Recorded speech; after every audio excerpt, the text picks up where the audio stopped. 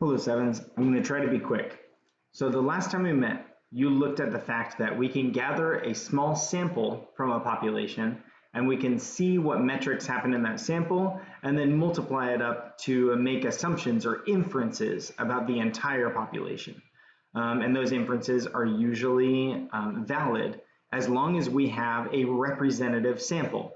So today we're going to be looking at random sampling. And why is random sampling so useful when we want a representative sample of the whole population? So the central question would be, we need a sample that is representative of the whole population. How do we go about getting that sample or doing that? And the context we're going to look at is grade level reading. So every text you guys have ever read in school has a grade level associated with it.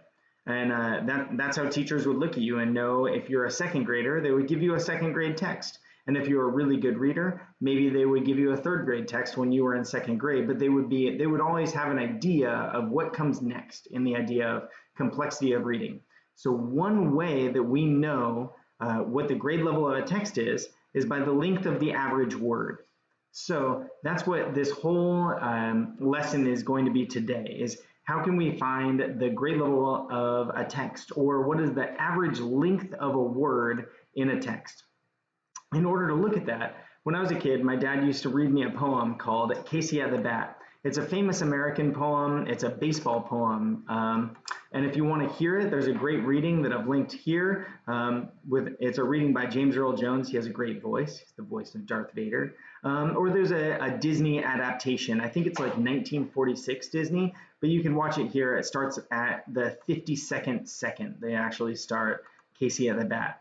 So you'll be looking at that poem and looking at how long is the average word in it. All of that said, I think you're able to go and start this. I've given the text here, and I just wanted to note, this goes like 1, and then you count 20 words, and then it goes 2, and then you count 20 more words, and then it goes 3. So that's why the text is split like that.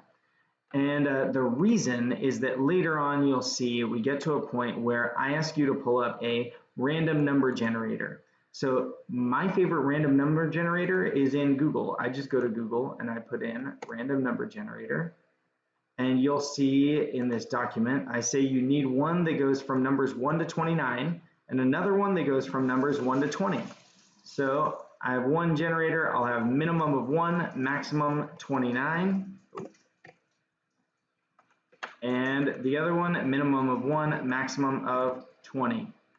And so if I use those in the 29 one, if I generate, I get 6. And then in the 21, if I generate, I get 2.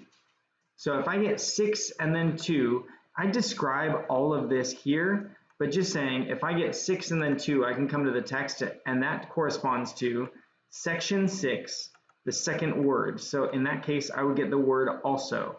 And you'll use that idea as you go through the rest of the activity. Best of luck, Sevens. Submit what you've got at the end of the period, and I'll talk to you guys soon.